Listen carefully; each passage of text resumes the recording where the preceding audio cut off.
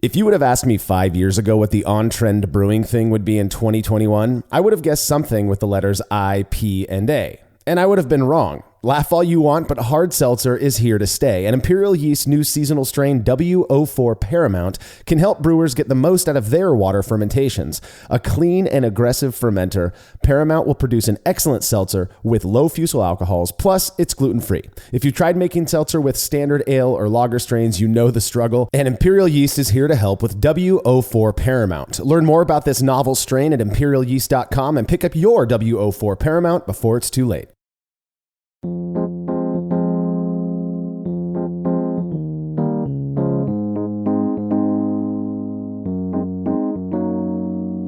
Hops are an essential part of any beer recipe, regardless of usage rates. In fact, beer isn't really beer without them. While it seems the primary focus of many brewers these days is on dry hopping, which occurs during fermentation, most beers are still hopped in the kettle during the boil.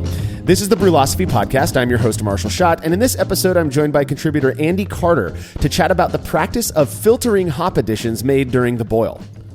Yeah, so when I first started homebrewing, I immediately wanted to brew hoppy beers, and I think about a decade ago, none of this technology was really there, and it seems simple, right? A filter, but there were all these fancy gadgets and doodads to do it, and they all never really worked well. So I think the thing I want to focus on today, and it was a great experiment, is what's the most efficient way and what's the simplest way to do this and not lose any flavor impact. So yeah, this is one of those things I've gone back and forth on in my nearly 2 decades of brewing, and my current thoughts on filtering hops during the boil have definitely been influenced by both personal experience as well as the results of an experiment, which we will be discussing later in this show. Now, if this topic is something that you particularly fancy, you can go all the way back and listen to episode 22, where we focused on the impact filtering kettle hops has with when you're using a fabric bag. We're going to touch on those results a bit in this episode, but our main focus here is going to be the impact that using a stainless mesh filter, also known as a hop spider, has on beer.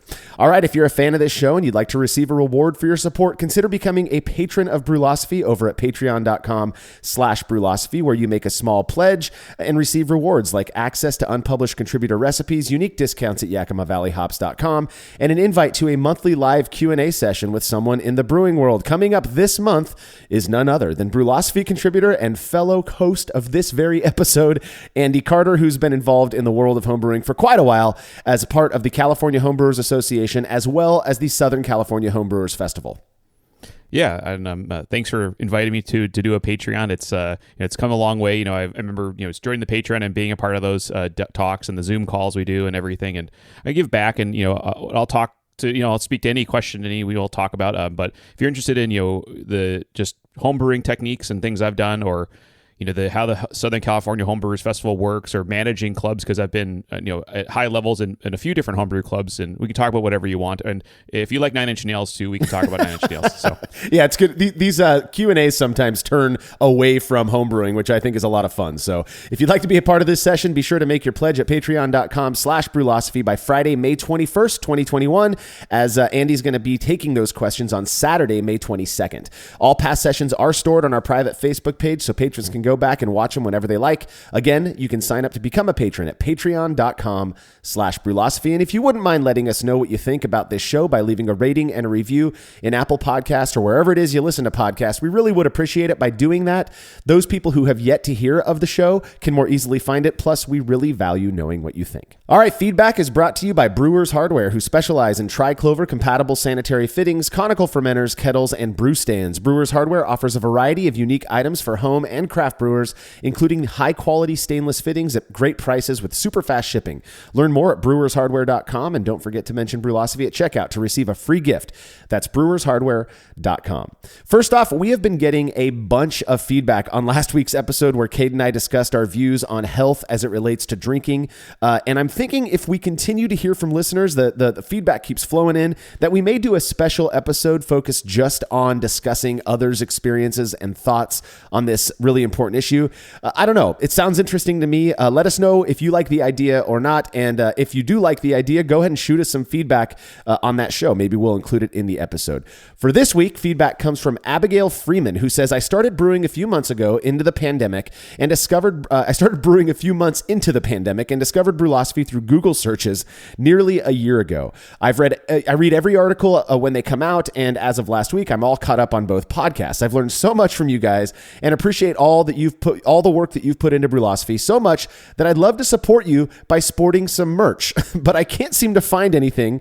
Do you have an online store? I'm sure I'm not the only one running around or running into this problem. Well, unfortunately, Abigail, COVID screwed up our plans to move forward and with getting more merch out there. We'd been in talks with sponsors and vendors, but all of that stuff fizzled out when we got locked down last year. So we don't have much out there at this point, but we do have t-shirts available on Amazon. You can find a link to those at the bottom of every article that we publish. What sucks is that a surprising number of crooks have decided to knock us off. So when you go pick up your shirt at Amazon, make sure the seller is Brewlosophy and nobody else. All of the shirts we sell on Amazon have our copyrighted Brewtron logo on the back. Most of the knockoffs don't have that, so that's one way to tell. And also the fonts on some of these knockoff shirts are really, this is nothing that we would use. It's like Comic Sans. So just be careful. If you happen to pick up one that's not from us, hey, at least you're still repping the brand. We appreciate that anyway. So we are hoping to get some more stuff out there sooner than later, but I really don't have a solid time frame for that. Andy, have you seen anyone walking around with one of our knockoff shirts? Yeah, no. Mostly don't see anyone these days. So maybe when we get back in the real world, we'll see. I'll see more knockoffs. The one thing I'll say is, this is. To the people that at home, this is a small business, and it's very tough for small businesses to have inventory, control, and things like that. And running the California Homebrewers Association, we have the same exact problem. Like, where am I going to store 300 shirts? Yes. Right, it's tough. So it's understandable. Everyone wants to rep our brand because they like the content, and we're flattered by that. I think the best way right now, even though it's not physical, is the Patreon.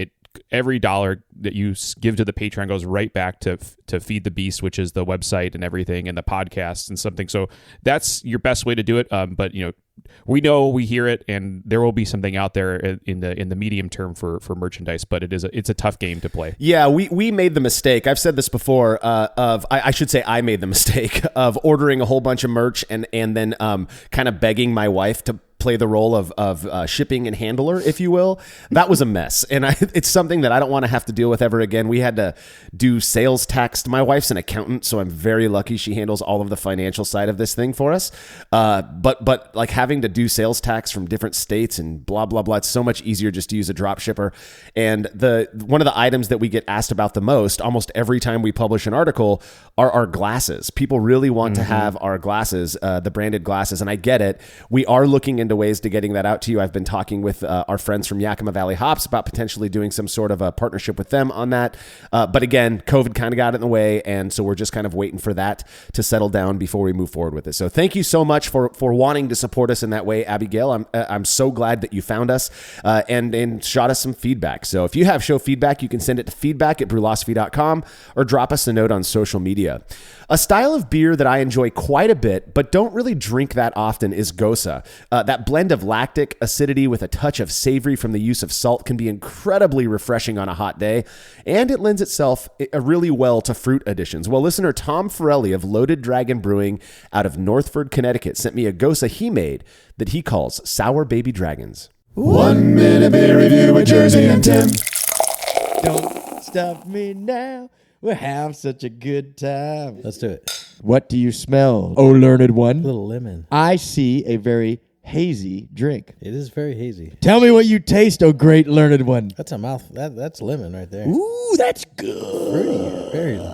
Lemony is. I like it. I like it a lot. I like it. I get a lot of sweetness. Are you listening? Doesn't have any like kick in the end. There's sweetness, but don't clean. Don't turn on me. But there's also a little bit of sourness. Yes. Sweet sour. Definitely. Sweet sour. Sweet sour chicken. That's what it is. Sweet sour chicken. I get sweetness and sourness, and they mish. They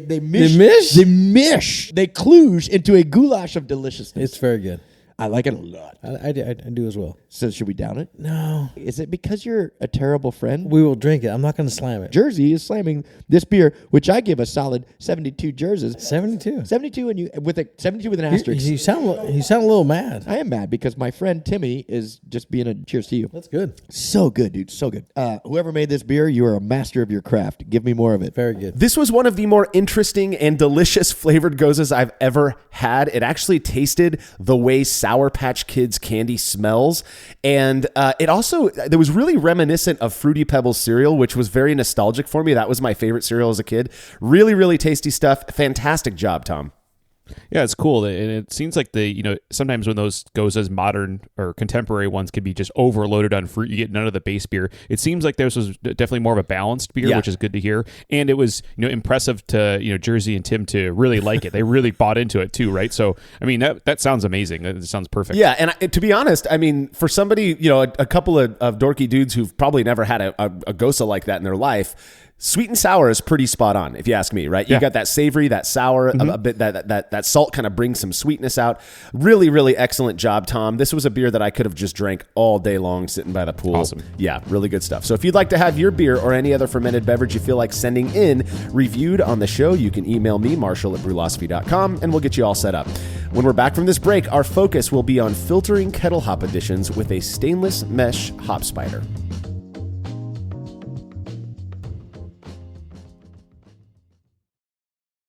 After a long brew day, the last thing I want to do is waste more time chilling wort. I've tried so many different options, and ultimately I settled on the super efficient immersion chillers made by Jaded Brewing. With the King Cobra and Hydra, I'm able to chill my entire batch of wort from boiling to just a few degrees above groundwater temperature in as little as 6 minutes. If an immersion chiller is right for your brewery, then do yourself a favor and check out all of the rad options Jaded Brewing has to offer at jadedbrewing.com. And be sure to let them know Brewlosophy sent you.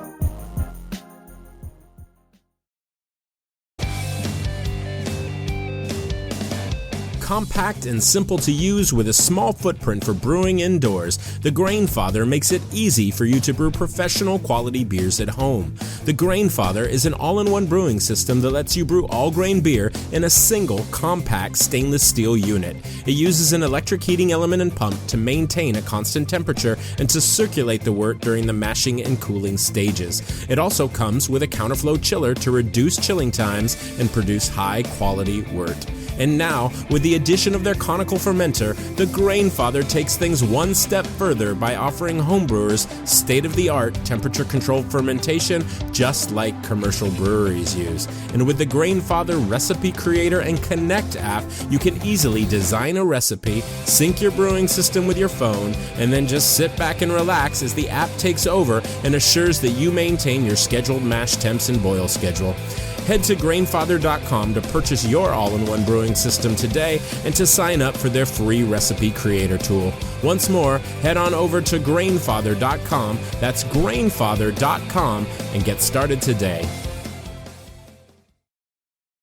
Family-owned Atlantic Brew Supply is the largest homebrew shop in the Southeast. No gimmicks, no multinational corporate overlords, and no BS. They offer exclusive malts, yeast, and more from local artisans, as well as award-winning recipe kits. They also sell professional brewing gear and cask equipment from sister companies ABS Commercial and Cask Supply. Most ingredients are available by the ounce, plus Atlantic Brew Supply has an on-site calculator to help you craft your best brew. Orders are processed same day, and 2-day shipping is guaranteed for East Coast customers. Get 15% off your first order using promo code BREWPOD, that's BRUPOD, at AtlanticBrewSupply.com.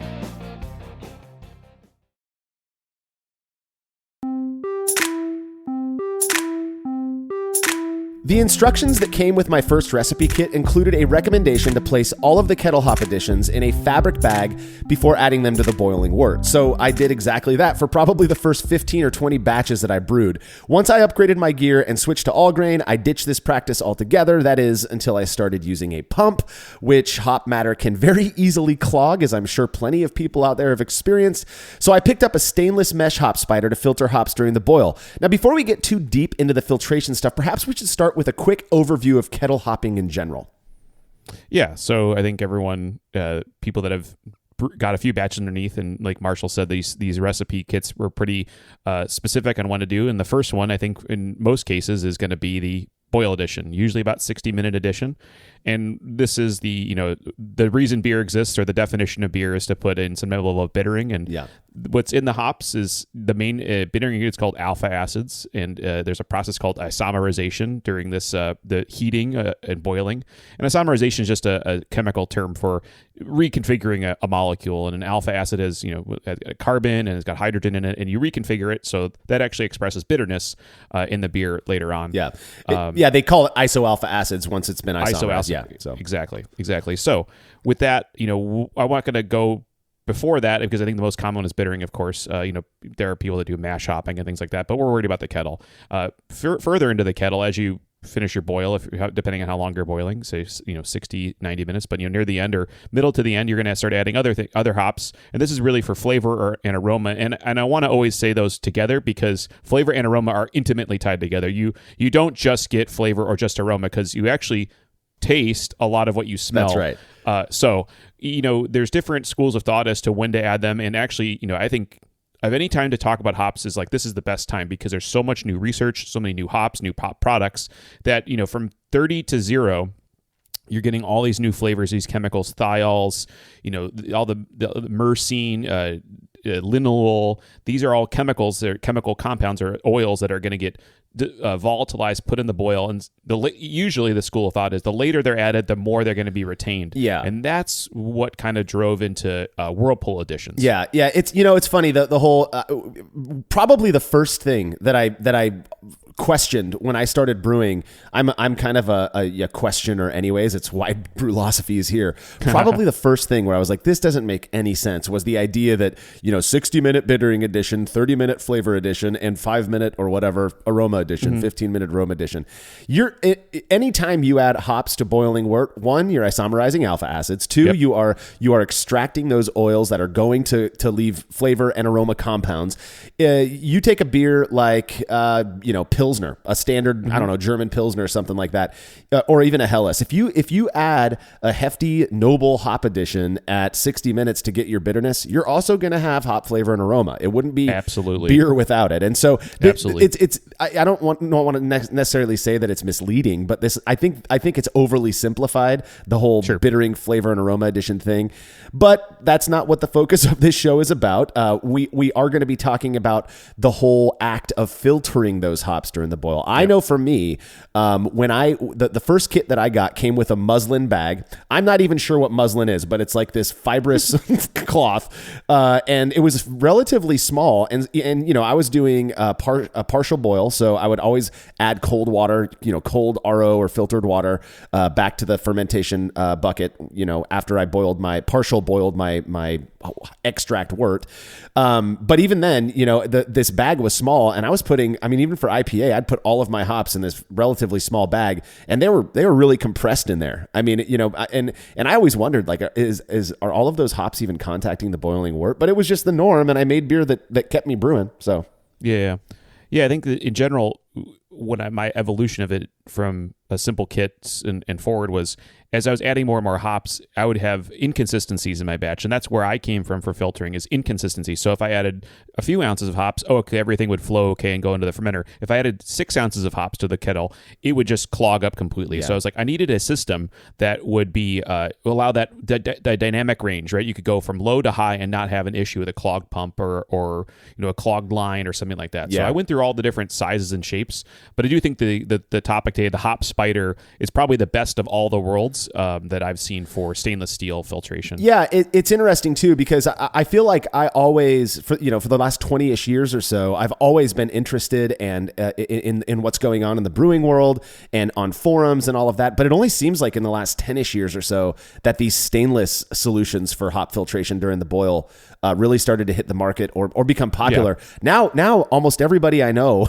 who brews locally uses one of these stainless mesh filters, and you can buy them for like $25 on Amazon. Yeah, they used to be very expensive. I remember when they first came out, it was $80, $90 because they were all like basically custom made. And now I think it's just accepted that this is a really good solution. Like I said, a general solution to the problem. I had very weird hop doodads and things like that that would cover the screen and do this, but then inevitably they would do something kind of incorrect. And I think the difference is that you don't want to clog your flow by wrapping something around the outlet port of the boil kettle. Right. You actually just want to have it in a separate vessel by itself, and that's where the hop spider is born from. Yeah, and they all look the same nowadays. They have one longer arm, one shorter arm that fits perfectly over the lip of your kettle. And for larger kettles, I believe the common size is 6-inch diameter by 14 inches long. You can also get a 4-inch diameter by 10 inches long. I think those are the two most common sizes.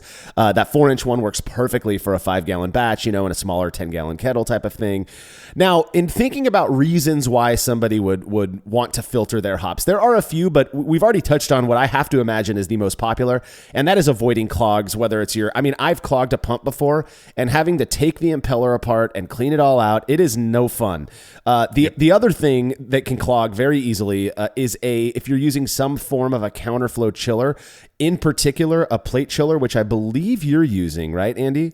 I'm actually using a counterflow, but it's just a tube. It's a stainless steel tube that I flow the wort through. So it's much less likely to clog because there's no crimp points. There's no small points. But you bring up clogging. I'm running the Bruzillas, which I love. These from a Kegland. Their pump diameter is quite small. Yeah. So anything that gets stuck in there is a bad day. Put it that way. I would say that when you're using a Bruzilla or a Grainfather or pretty much any of these all-in-one brewing systems that have a built-in pump, you have to filter those hops. You have whether you're using a bag or a stainless mesh filter. Otherwise, you're in for a world of hurt having to clean that thing out. And I can't tell you how many people have emailed me and they're like, I accidentally added my hops, loose into the kettle, into my Grainfather, my Bruzilla, and my pump's clogged. What do I do here? It's just a mess. So that is one very, very valid reason for filtering your kettle hops is to avoid clogs. The other one, I think along the way is yield. And so I think at home brewing, we don't really talk about yield in the sense of I need to get this much beer because we're not selling it. We're just drinking it. But I think it's important that what goes in the fermenter is virtually all fermentable beer, right? Not extra stuff. Because if you have a fixed volume of, say, 6-gallon PET carboy or something like that, and a gallon of that is just stuff that is just crud, well, you're not drinking that, right? And so you're limiting how much beer you're making. So leaving that in the kettle, separating the wort from the material is important. And I think that's a great reason to have the filtration. Yeah, well, so increased yield is a big one. And this is one that I actually tested out just for fun. My buddy Chris and I were brewing we have this recipe we call Smiling Sky Pale Ale, which has a fairly hefty kettle hop addition in it. You can actually find that recipe at brewlosophy.com. It's one of the ones we share openly, and it's quite good. Anyways, we were brewing that, and I was using a bag filtration for my kettle hops, and we got to the end, and we were just curious, like, how much do hops actually absorb, how much wort, It was, again, this was a fairly hefty amount in a 5-gallon batch. We're talking more than a quart of wort came out of those hops. Oh, yeah. And I remember thinking, well, if I squeeze these hops, is it going to be a bad thing? Am I going to get bad?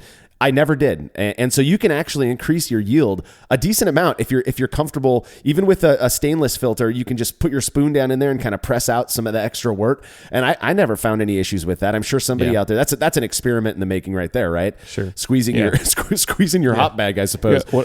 What I like about the stainless mesh, the stainless steel hopsters that hang over the kettle is that if you're actually doing counterflow like in these single vessel systems, you're draining quite slowly. So you're equilibrating with the hop spider as you're draining, so you're going to actually get all that to come out. Yes. And what I've found, at least for the hop spider from the Bruzilla, is when I'm done and I'm cleaning everything up, I can just flip that spider over, and it's pretty dry, actually. Yeah. It's pretty compact, so it's actually kind of best of both worlds. That's been my experience as well. You're kind of relying on gravity to squeegee out the rest of the wort from those hops.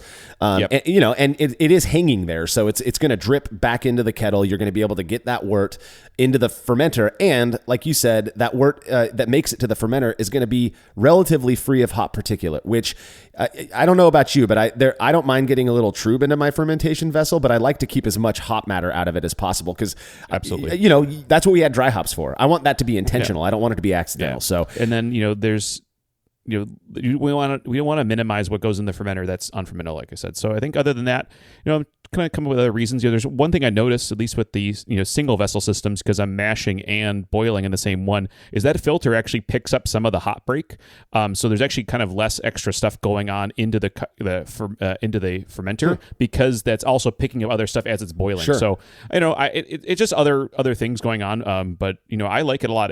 I immediately got those filters for the Brewzillas because I knew I needed them. Right, there was no way around it. Yeah, no, I'm the same way. I have one as well. I don't use it very often, I'll be honest, because most of the beers that I make don't have that much hops in it. I make a lot of light lagers and stuff, and so my way of quote filtering it out is just to tilt the front of my kettle up a little bit and let it kind of rest into the back, and then when I rack off. But the thing is, I end up leaving quite a bit of wort in my kettle. And so I after prepping for this show, I actually ordered one on Amazon. Ordered a hop spider on Amazon that will fit my kettle. I have one that's nice. a bit too small. I got one of the expensive ones years ago that I think a new one will be better. But so I talked a little bit earlier about how we've done an experiment where we compared a beer that had the kettle hops filtered in a fabric bag compared to one where the hops were just added straight to the wort.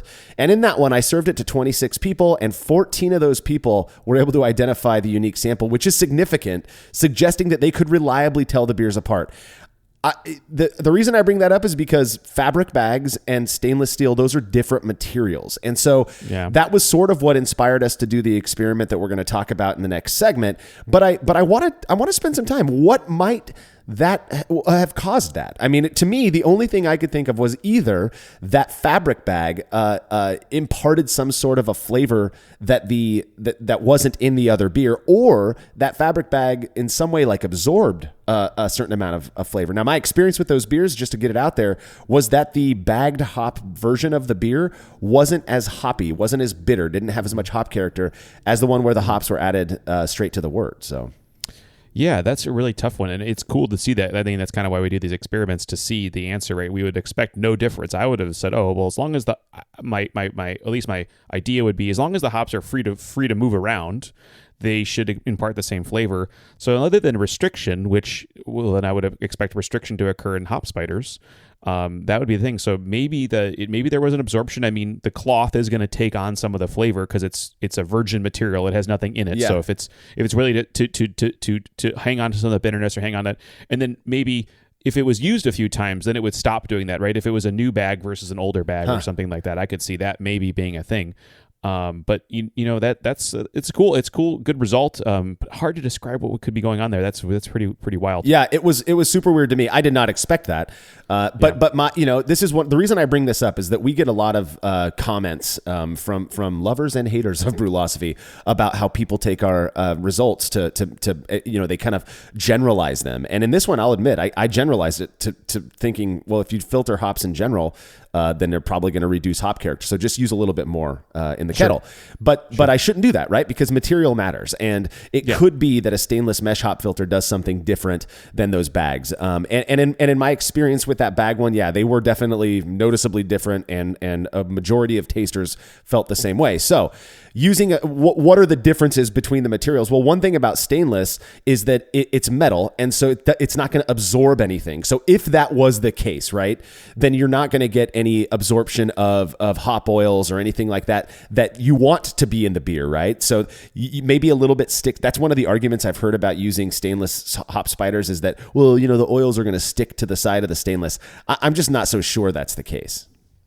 Yeah, I mean, everything else in the brew house is made out of stainless steel in general, so I would expect it to be stuck other places too. Yeah. I mean, then again, bigger breweries are not using filtration to prevent stuff to end up in the kettle, but they do use whirlpooling or other techniques to limit the material that goes in from one place to the other. So, yeah, I mean, in general, stainless steel is used because it's passivated. It has an oxide on it, and actually, in some sense, it heals itself because of the makeup of the chromium and the other metals that are inside of stainless steel that it's passivated. So, yeah, I don't have that, and I would say if we do the data and we show material matters, and we have some data that suggests material matters, and if stainless is not it is even picking some stuff up. It's not adding flavor, but maybe it's reducing it. Then adding more hops makes more sense, right? Because now I'm just going to replace the 10% I lose or something like that to the stainless. But I don't believe it's really doing that job in that way. Yeah, well, and like you said, that was my thought process too, is what you said about your kettle's stainless as well. So the argument could be made then that if it's sticking to this hop spider, then it's sticking to your kettle and it's sticking to your valve and it's anything that's metal in there. I'm on the kind of opposite side. The fact that it's stainless means that it's probably not leaching any or holding on to anything that you want to be in your beer. And that was one of the big things where I was like, okay, the bags, you take a bag that you've had hops in and you go and you wash it out and it's a different color and it's usually a little bit yellowish green and then obviously the color of whatever the beer is you're making. That to me suggests that it's holding on to something. Yeah, no, it has to be the fabric is taking on elements of the beer. I mean, when I did use muslin hop bags, I mean, I could smell the bag. It smelled like hops, right? I don't get that same effect from the stainless steel. So it's taking on some character and it's impacting, at least at the 5-gallon level, what you get out of the beer at the end of the day. Yeah, so. Absolutely. The other thing that I really like about hop spiders, I'm kind of a fan of get the biggest that'll fit in your kettle without, touching the bottom. I guess if it touches on the bottom, it doesn't matter that much. I've got a halo element in the bottom of my SS Brewtech 1V, so I don't want it resting on the element. But what I love about it is that it does allow for more free flow of the hops once you add them into the hop spider. With a bag, you gotta make sure it's closed. If you're using a big enough bag, fine, you're gonna get that free flow as well. But really, you can watch those hops moving around with the boil when you add them to a hop spider, and I just to me it's a sense of security that all those hops are getting touched by the wort, if you will. Yes.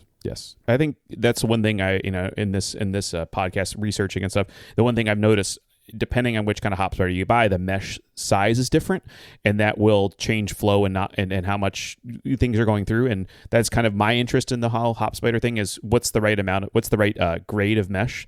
But in this case, we're going to talk about the results of this experiment, and maybe there's not an impact, but let's see. Well, so grade of mesh, that's something that I hadn't really planned on talking about, but I know that there's two main microns that people or that are being sold, 400 and 300. The higher the number, the finer that mesh is, right? Mm-hmm. So do you have thoughts on that? I don't see there being a big difference between the two, first off, and then also it mattering that much. It's still 300 is still small enough to hold back hot particulate.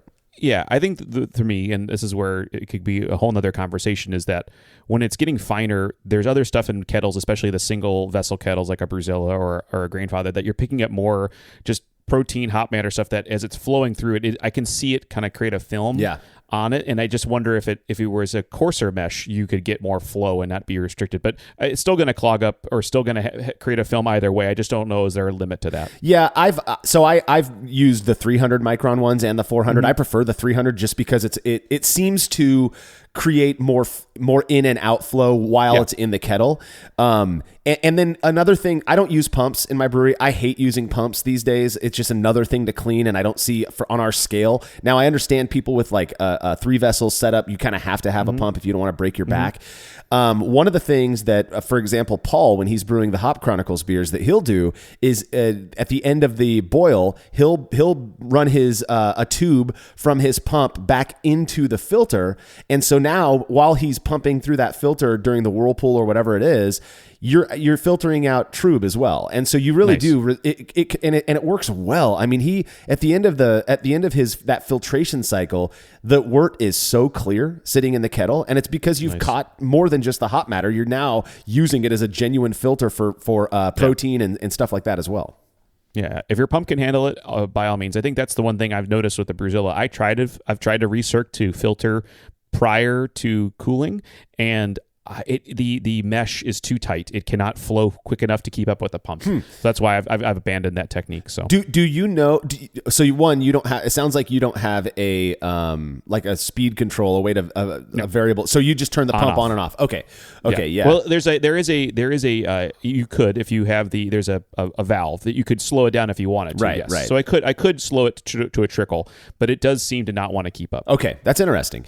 Do you know what micron your hop spiders? Not off the top of my head. It's pretty fine. I have two of them. I have the older one, like we said, there's the first Gen 1 when it was expensive. That's definitely a coarser mesh. So I'm guessing this is I'm guessing it's 400, but I could be wrong on that. It's the official Kegland product. Oh, so. Okay. My hunch is it is 400 because I think it's 400. Yeah, because the 300 micron ones that I've used allow for pretty decent flow. I mean, it's not, you don't get clogs or anything like that in the mesh. So anyways, I guess that there's a recommendation. If you're going to use a stainless mesh filter, a hop spider, maybe consider the 300 if you want to pump through it and use it for more than just hop filtration.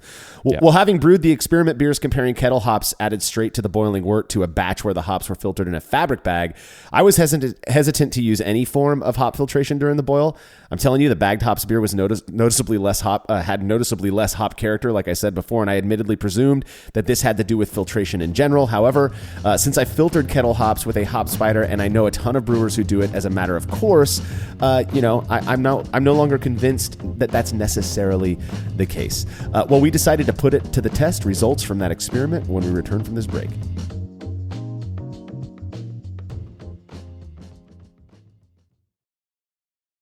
Have you ever thought about adding a port to your kettle but held off because you didn't feel like drilling into your gear or sending it off to have someone else do it?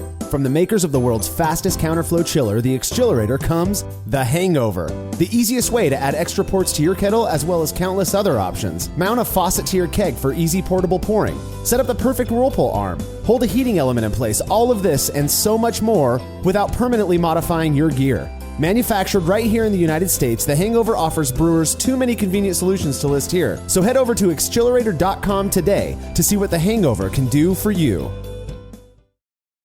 As every brewer knows, the best beer requires the best hops, which Yakima Valley Hops provides fresh from the source to brewers around the world, carrying everything from classics like Cascade to modern favorites like Galaxy and Mosaic, as well as other ingredients and gear. Yakima Valley Hops has it all. And don't forget to check out their new podcast, The Late Edition, where the YVH crew goes into depth on our favorite plant with industry experts. Head over to YakimaValleyHops.com now to see all they have to offer and subscribe to The Late Edition wherever it is you listen to podcasts.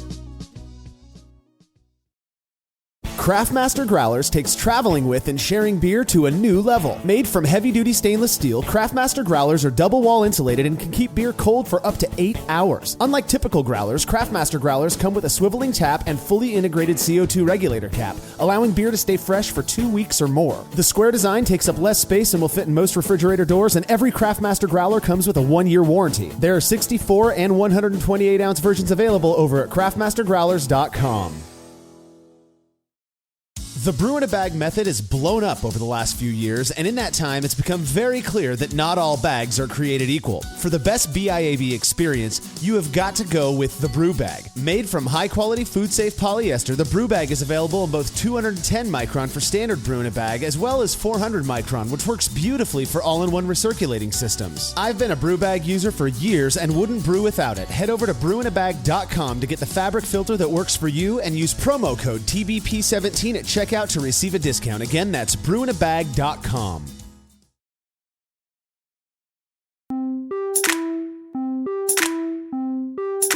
I imagine most people listening to this show have handled hops and know just how sticky they are. It made perfect sense to me, a while ago at least, that if placed in a stainless mesh filter during the boil, some of that sticky lupulin goodness would remain on the actual filter, thus reducing the hop character in the finished beer. Curious to see for himself, contributor Brian Hall tested it out. Yeah, so Brian was going to fire up a batch of American IPA. I think a great example of how to use a hop spider, because we're going to use a lot of hops in this recipe. Mm-hmm. So he wrote this recipe with 86% Mecca grade La Manta pale malt, 6% Carapils, 2% Crystal 40, and 6% dextrose or corn sugar. And for his brewing process, he does full volume brew in a bag. He mashed both batches at 154 Fahrenheit or 68 degrees C for 60 minutes. When the mashes were complete, he removed the grain bags and then combined the worts to homogenize before splitting them into identical volumes. Solid move there. Nice and scientific, right? Make sure that both of the worts are identical. Everything's the same, exactly. Both worts were boiled for 60 minutes, and so each got 14 grams of CTZ and Warrior at 60, 28 grams of CTZ at 45, 28 grams of Simcoe at 30, and 28 grams each Simcoe and Centennial hop hash at 1 minute. 56 grams each of CTZ and Simcoe plus 5 grams of Centennial hop hash for a 5-minute hop stand. So a lot of hops in this batch. Yeah, that is, if you put all that together, you've got, I'm counting it up here. 1, 2, 3, 4, almost it's like 7 ounces almost of that's a lot of hops. That's a lot of hops. So this is a perfect example of a beer that if you're going to notice an impact of filtering your kettle hop additions, you'd notice it here, right? You want that hop character in this American IPA. So absolutely. So for the variable for one batch, the hops were added directly to the kettle versus hops were added to a stainless hop spider for the filtered batch, basically. He does make a note in the experiment that he ditched any dry hop addition as a means of keeping the variable in focus. So this is something we do tend to do, is like we might modify what would be called for in a traditional recipe just to make sure we're not missing something that's underlying in the variable of the hop spider. Exactly. And this is one of those things, again, where it's what we do that a lot of people don't want to do on their own. Brewing takes a lot of work, and you want to make the best beer possible. We make sacrifices because we want to see how these variables are going to pan out. And So this may not be the fact that it's an American IPA that wasn't dry hopped. Yeah, that's not how you're going to normally make an American IPA, but we did it for science. And Brian was very curious to see if his use of a hop spider was negatively impacting or reducing the hop character, in his IPA. So absolutely. So then after the boil, worts were chilled with a jaded Hydra. He observed, an observational difference was the kettle trub was stark. Batch with the filtered hops was much less mucky, much more clear. Yeah. So clearly we did filtering. So success. There was a filtration process that occurred with the hop spider. Absolutely, and that's the thing. If you take a glass of water and you put 1 or 2 hop pellets in there and you stir it all up until it dissolves, that water is going to be murky. You filter those hops out, it's going to be less murky. And so, for those people who want to get clear beer into their fermentation vessel, filtering your hops is one way to help with that. Absolutely. So then I did the OG check. So because of that homogenization of the wort, you got a 1062 across the board for the original gravity, racked into separate brew buckets, and each was pitched with a pouch of Imperial Yeast A07 flagship. That's the Chico strain, and which is, the fact Brian, Mr. New England IPA himself, was using flagship. I thought that was this is maybe fun. Before he got addicted to New England IPA. No, man, Brian was addicted to New England IPA well before this experiment. Oh, interesting. Oh, yeah. Okay. Funny enough. So both beers were fermented temperature controlled at 66 Fahrenheit or 19 degrees C for 2 weeks before hydrometer measurements did show a slight difference. The hop spidered batch was 1.010 versus the loose batch was 1.011. So I don't think that that's a function of the variable. I just think that can happen. Things like that happen every once in a while. We'll see slight differences in FG, and really one specific gravity point. We're talking less than 0.5% ABV total. So I think these are measured. I mean, we take the data, and you'd have to repeat the experiment I think a few times, and then see if that numbers bounce around a lot to see if there's statistical significance. But I'm not hanging on a 1 point of gravity for this one. Right. So at this point, he pressure transferred the beers to CO2 purge kegs and put it in a keezer, allowed it to condition a couple weeks before observations were made. And those observations, when the beers were finished, I'm looking at a picture right now of the beers that Brian made, and I don't know how, I don't know why, but the beer that had the hops filtered during the boil, is notably clearer than the one where the hops were added loose directly to the kettle. Interesting. Yeah, cool. I don't know why that would be, because you would think that the hop particulate had more than enough time to fall out of solution in the one where the hops were added loose. But I mean, they're both relatively clear. They're obviously West Coast or American standard American IPA, but the one where the hops were added to the hop spider is noticeably clear. It's so weird. Yeah. Well, I think the hop spider, like I said earlier, it does more than just filter the hops. There's other protein matter, other stuff that's going on. And as you're boiling, you're putting wort into that thing. It's cooling down. It's staying inside of it, right? Because hot break, cold break, all these things are all kind of dynamic processes within the beer, within temperature. So I'm guessing that's where that is. That's where it picked up. Now, the other part of this could be perhaps the hops not being caught along allowed the beer to clear faster in the beer during fermentation. So there's kind of a couple ways I can see where not putting that vegetal matter in the beer is getting you a clear beer in the end. Oh, that's an interesting way to look at it. The one thing that I wonder about that is that we have done multiple kettle trub experiments where we rack obscene amounts of kettle trub into the fermentation vessel. And those beers always end up being clear. The fermentation is stronger. I don't think that's because of hop matter, though. I think that's because of the nutritive, the nutritious component of the proteinaceous stuff that falls out in kettle trub. There's lipids. There's all this stuff that is known to be nutritious for yeast that helps it to do its thing. That doesn't mean that it contributes to good flavor, as one of our kettle trub experiments has shown.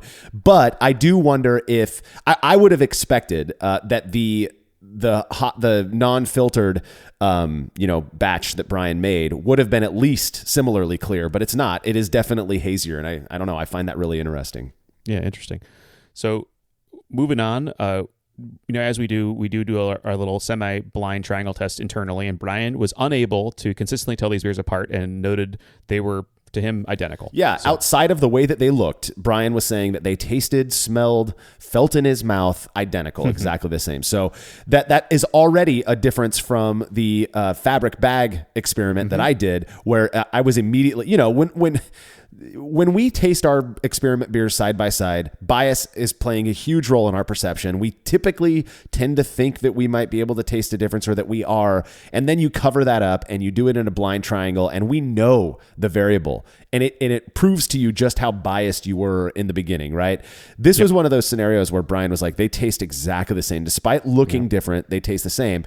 Well, when I was drinking the fabric filtered ones, when I'm the one who brewed that experiment, I knew right off the bat, these are so different, right? They taste way different. So the fact Brian didn't, and he was telling us about this before he went and collected data, already I'm going, okay, the material matters, right? Something is different about these. Brian is a very perceptive person. He knows beer well.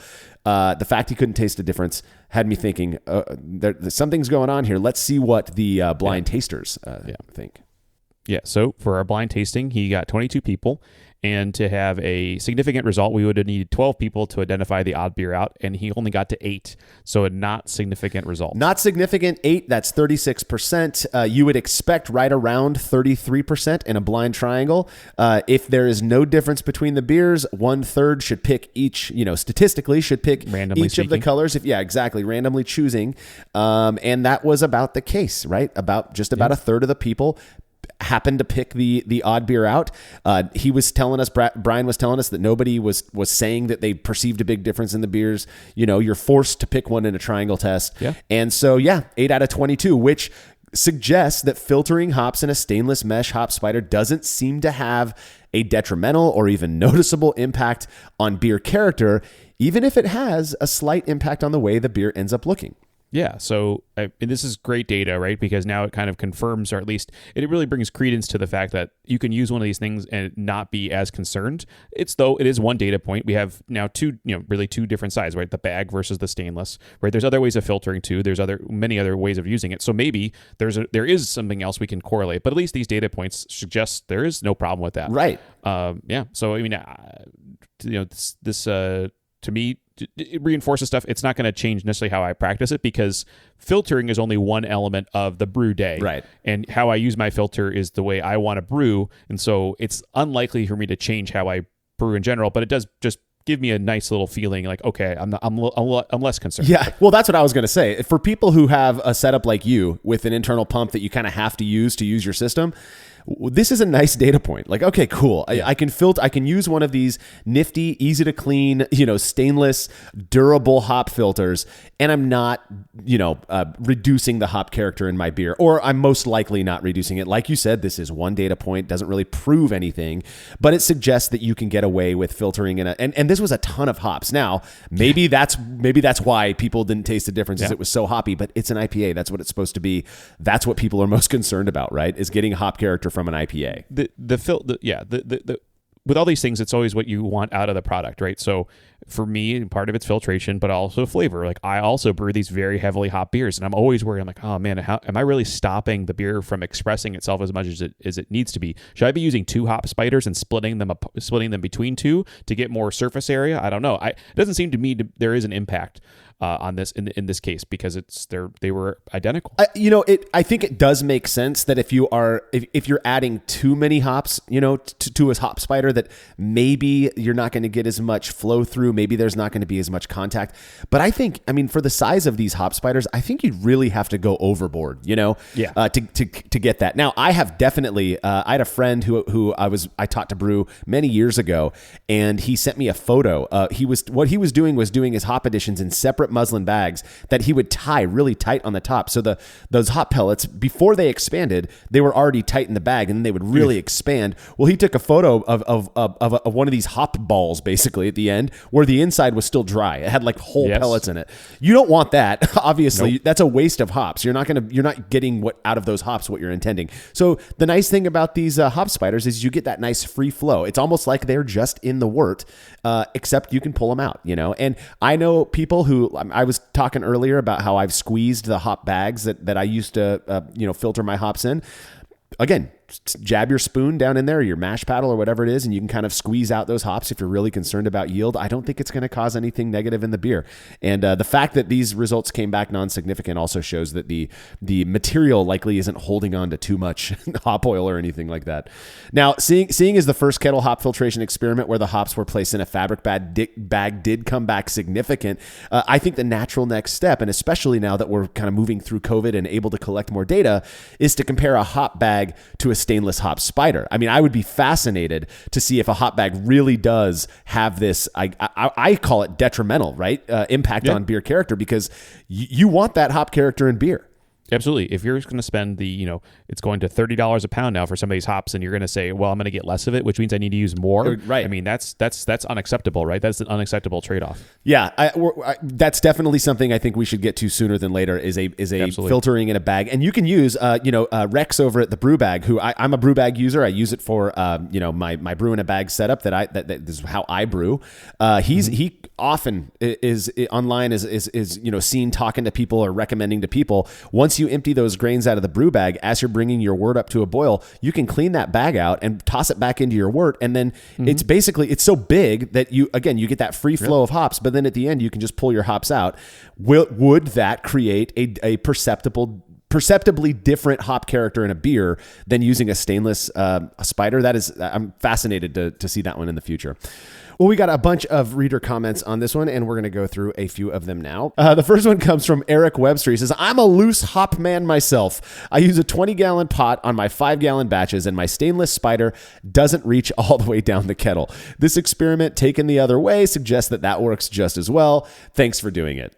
This makes sense. It's a 20-gallon on 5 gallons. That's a big pot. It depends also geometry, height to surface area volume. Usually they all have a similar surface area to volume for the boil off rate. Yeah. But for mine, the Brewzillas are tall, much taller than they are wide. And so the hop spider does not touch the bottom. And I've yet to see a problem. As long as you're getting, I would say at least half of it is covered in wort. I think that's really what you need to do. Because then if it's more than half, or if it's not half, then you're not going to reach the top if you start adding a lot more hops, right? You're going to have to mechanically stir, and I still do this. I mechanically stir the inside of the hop spider every 5-10 minutes just to keep it moving. Yeah. But you're going to have to do something else for that. But it makes sense. Yeah. No, I like how Eric used this experiment and these findings to kind of validate not using a hop spider as well. It's true. Yeah. If you don't need to use one and you're not pumping stuff or you're not using a plate chiller or something then you can get away with doing that as well. I haven't been using one for the last 3 years, though. I will say I just got a notification from Amazon that my hop spider's on its way. So, but yes, Eric, you do you, man. Don't use your spider if you don't need to, and you're probably going to make good beer.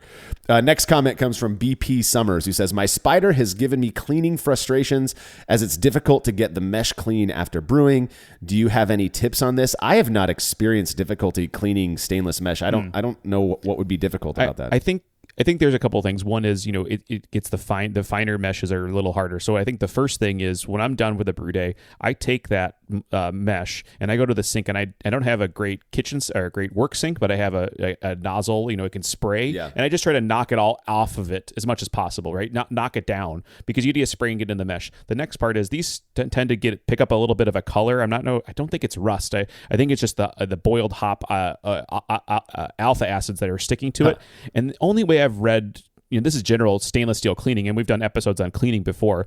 I think in general to get that off, I tend not to worry about it. But if you do want to get it clean, a stronger star sand, letting it soak to the acid to break down that color, and then wiping it clean, that should do it. But yeah, they can be a little tricky, but I think high pressure water is your friend in this case. Yeah, I wasn't thinking about like the discoloration. I was thinking more like he struggles to get hop matter and trube and stuff like that off of the spider.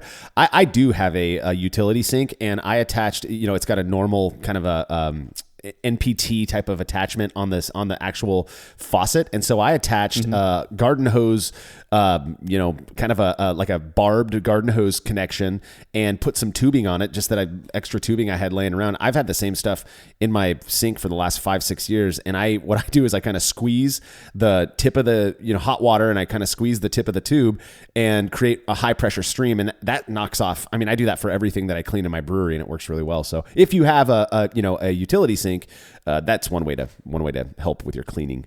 Yep. Next comment comes from JJ Franey. He says, your result is comforting because my hop spider is a valuable player in my brew day. Cleanup is easier, and I skip the whirlpool altogether. I would expect your result because I am not an expert.